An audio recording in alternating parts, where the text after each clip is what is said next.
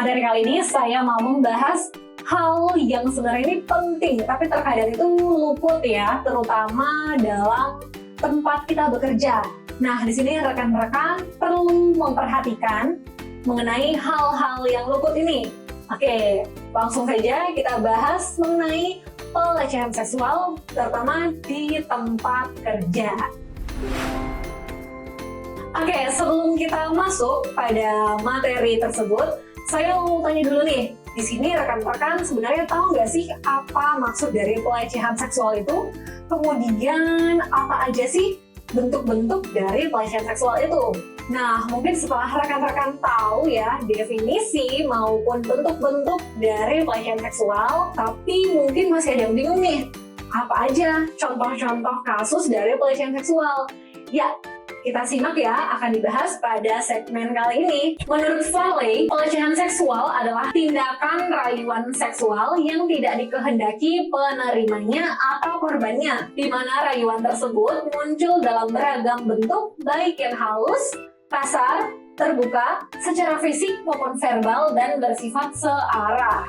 Kemudian menurut Judith Berman, sexual harassment yaitu semua tingkah laku seksual atau kecenderungan untuk bertingkah laku seksual yang tidak diinginkan oleh seseorang atau oleh korbannya, baik secara verbal maupun secara fisik.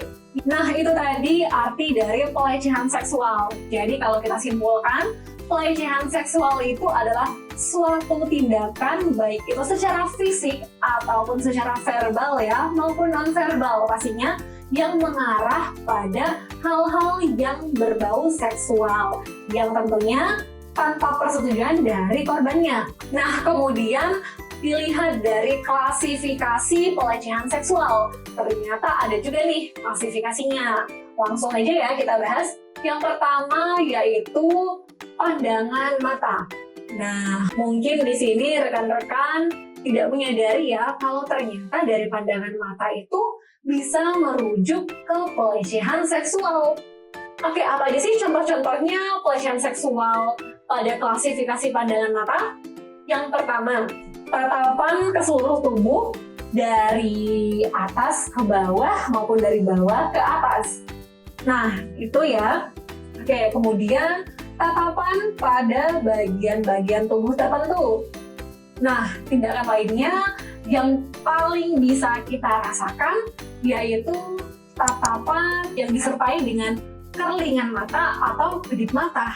Nah, kemudian klasifikasi selanjutnya yaitu dilihat dari perkataan. Biasanya ini ya, orang-orang itu memuji keindahan bentuk tubuh kita. Ini mungkin adalah hal yang wajar ya bagi beberapa orang.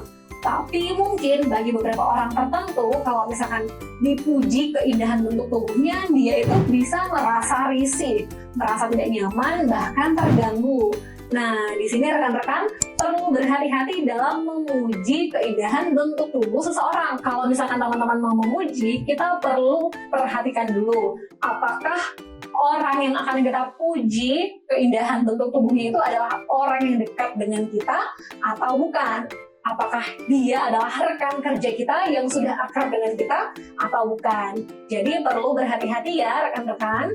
Nah, kemudian biasanya itu kalau misalkan sudah sampai ke tahap atau fase menelpon, kemudian mengajak untuk berkencan. Nah, itu bisa menjadi salah satu bentuk-bentuknya ya. Kemudian selain itu, nah selanjutnya itu menawari kemudahan tertentu bila kita mau menerima atau melakukan apa yang dia minta. Contohnya, penawaran-penawaran itu pastinya yang menguntungkan ya, seperti promosi jabatan, kenaikan gaji, dan sebagainya. Kemudian yang lainnya yaitu, ini yang paling udah bisa kita tahu ya secara langsung ya, kalau dia itu melakukan pelecehan seksual kepada kita, yaitu mengajak bercumbu atau mengajak bercinta. Nah, apalagi kalau misalkan diajaknya itu dilakukan dengan ancaman-ancaman. Nah, itu ya rekan-rekan. Kemudian tidak hanya itu, ada lagi nih klasifikasi dari pelecehan seksual, yaitu dari perbuatan. Nah, kalau dari perbuatan ini, contohnya tepukan-tepukan pada bagian tubuh. Tepukan pada tubuh ini perlu diperhatikan juga ya rekan-rekan. karena tidak semuanya tepukan itu bisa mengarah ke pelecehan seksual. Harus diperhatikan juga nih polanya seperti apa, tepuknya itu di bagian daerah tubuh mana, seperti itu. Jadi mungkin kalau misalkan tepuknya hanya di pundak aja, itu belum bisa kita katakan sebagai pelecehan seksual. Nah, apalagi kalau tepukannya itu berujung pada rabaan, apalagi pada bagian tubuh tertentu. Nah, kalau misalkan rekan-rekan tidak setuju atau tidak nyaman, berarti itu bisa dikatakan sebagai bentuk pelecehan seksual. Seperti itu. Nah, hal yang bisa kita ketahui ya, yang paling bisa kita lihat dari bentuk pelecehan seksual yaitu adalah pemaksaan atau serangan seksual, baik itu secara fisik maupun secara verbal. Seperti itu. Nah, kalau itu tadi adalah klasifikasi dari pelecehan seksual, sekarang kita masuk ke bentuk-bentuk dari pelecehan seksual. Oke, nah bentuk-bentuk dari pelecehan seksual yang pertama ini yaitu bentuk pelecehan secara fisik. Nah, jadi kalau bentuk pelecehan secara fisik ini termasuk sentuhan-sentuhan yang tidak diinginkan, yang pastinya mengarah ke seksual. Contohnya itu yaitu mencubit, menepuk, mencium, melirik, atau bahkan menatap dengan penuh nafsu. Nah, itu dia untuk bentuk pelecehan secara fisik.